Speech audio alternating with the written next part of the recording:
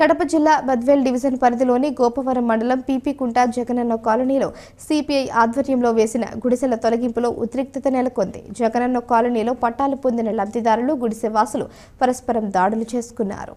ఈ దాడిలో పలువురు గాయపడ్డారు. బేతాయిపల్లె సచివాలయం పరిధిలోని జగనన్న కాలనీలో సుమారు దాదాపు 78 మందికి పైగా పట్టాలు పొందారు. ఇప్పటికే 15 మందికి పట్టాలు మంజూరై ఇల్లు కూడా నిర్మించి ఇచ్చారు. కొత్తగా మంజూరైన మరో 78 మందికి జగనన్న కాలనీలో అధికారులు స్థలాలు చూపించాల్సి ఉంది. ఇచ్చిన పట్టాదారులందరికీ రిజిస్ట్రేషన్ ప్రక్రియ కూడా పూర్తి చేశారు. అయితే వీరందరికీ రెవెన్యూ అధికారులు స్థలాలు అప్పగించేందుకు రంగం సిద్ధం చేశారు.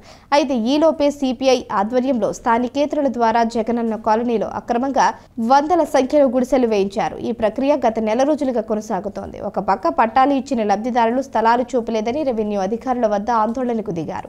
మరొక పక్క సిపిఐ ఆధ్వర్యంలో పేదలను స్థానికేతరుల ద్వారా గుడిసెలు వేయించారు.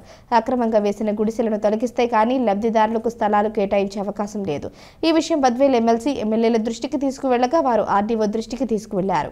ఈ నేపథ్యంలో ఆర్డీఓ వెంకటరమణ సోమవారం సాయంత్రం పోలీసు బందోబస్తుతో తహసీల్దార్ రోసయ్య జగనన్న కాలనీ వద్దకు చేరుకోవడంతో సమాచారం అందుకున్న పట్టాలు పొందిన స్థానిక లబ్ధిదారులు కూడా కాలనీ వద్దకు చేరుకున్నారు. గుడిసెలు తొలగించాలని రెవెన్యూ అధికారులు పోలీసులు నచ్చజెప్పి ప్రయత్నం చేస్తూ ఉండగానే ఇంతలో ఒక్కసారిగా లబ్ధిదారులు గుడిసెవాసులు పరస్పరం దాడులకు దిగారు. ఈ దాడిలో కొందరు గాయపడ్డారు. దీంతో ఒక్కసారిగా ఉద్రిక్త పరిస్థితులు నెలకొన్నాయి. ఆ రోజు నలుగురు వచ్చినారు. ఆ నలుగురు మేము ఇప్పించుకొని వస్తాం సార్, అందరూ ఆధార్ కార్డు అన్నారు. బట్ ఎవరు ఇప్పటికి నెల రాలేదు.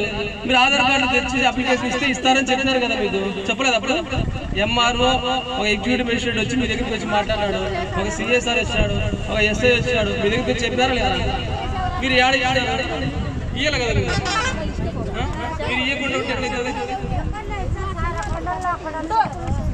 ఆధార్ కార్డు అడుగుతున్నా, నేను ఆధార్ కార్డు గురించి అడుగుతున్నా. మీరేదో కొండలు అంటున్నారు. నెల రోజుల నుంచి మనకు టైం ఉంది కదా, లేదా టైం అంత బిజీ ఏం కాదు కదా, నెల రోజుల నుంచి ఖాళీగా ఉంటారు కదా. ఒక ఆధార్ కార్డు, ఒక అప్లికేషన్ ఫామ్, ఈ రెండు ఒకవేళ వాళ్ళ మీద నమ్మకం లేకపోతే మాకు తెచ్చేయండి, మేము ఇప్పిస్తామని చెప్పినాం కదా. మరి మీరు ఎందుకు ఇవ్వలేదు?